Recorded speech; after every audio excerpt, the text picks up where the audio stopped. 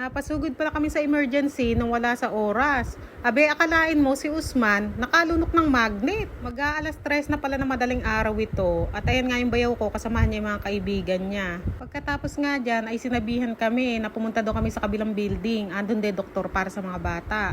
Kanina pala, nagparking yung bayaw ko. Ako ang nakikipag-usap doon sa may lalaki sa emergency. Ngayon siguro kasi napansin niya siguro sa itsura ko na natatakot ako. Kaya ang sabi niya, ay huwag ka matakot, sabi niya. Madalas ganyan dito. Mga bata nakakalunok ng magnet, sabi niya. Marami kasi ditong tinda. Yung mga magnet na hugis puso, hugis star, ganyan. Si Maria mang mahilig bumili. Abe, matutulog na lang kami. Biglang umiyak. Akala ko na paano. Masyado kayo iiyak. Nung pala, nakain na nga yung magnet, nalunok daw niya. Ay, buti na lang nga talaga. At yung bayaw ko ay gising pa. Ayan, kasamahan niya ng mga kaibigan niya. Mag-aalas 3 na, kahuhusay ano. Alas 3 na madaling araw, magkakasama pa. Baka may magsabi kasi na ba't kasi alas 3 na, hindi pa kayo natutulog. Ay, ngayon kasi summer dito sa Pakistan. Gabi kami gising, sa araw kami tulog. Dahil pagka-araw, gising yung mga yan, labas-masok, ay babat akyat sa may baba. Sa mga biyanan ko, nagkakasakit, inuubo. Kaya ang ginagawa ko, pag-araw, pinatutulog ko, sa gabi kami gising para hindi nagkakasakit. Dahil sobrang init nga ngayon dito sa Pakistan. Tingnan nyo, ang daming natutulog dito sa labas ng hospital. Ano? Andiyan sila, naglalatag lang sila dyan.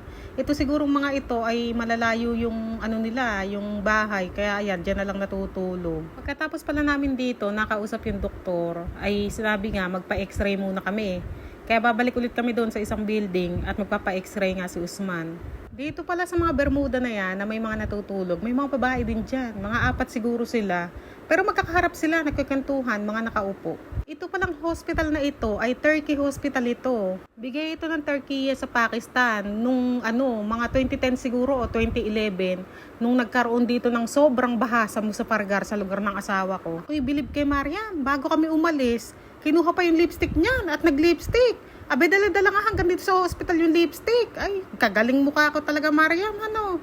Ayan, pabalik na pala uli kami para tingnan nga ng doktor yung resulta ng x-ray ni Usman. At ayan na nga, nasa bituka na pala yung magnet. Hindi nga kami binigyan ng kahit na anong gamot. Ang sabi lang, pakainin. Ngayon, kung hindi daw mata ay pasintabi pala kung may kumakain dyan, ay bumalik kami. Pero bumalik ulit sila kanina. At ayun nga, ang sabi nga ng doktor, ay wag daw mag-alala. After 2 days daw, ay mailalabas na. Ito palang hospital nito, sa likod nito ay may mga pabahay. Bigay din ng Turkey sa mga nasalanta ng baha.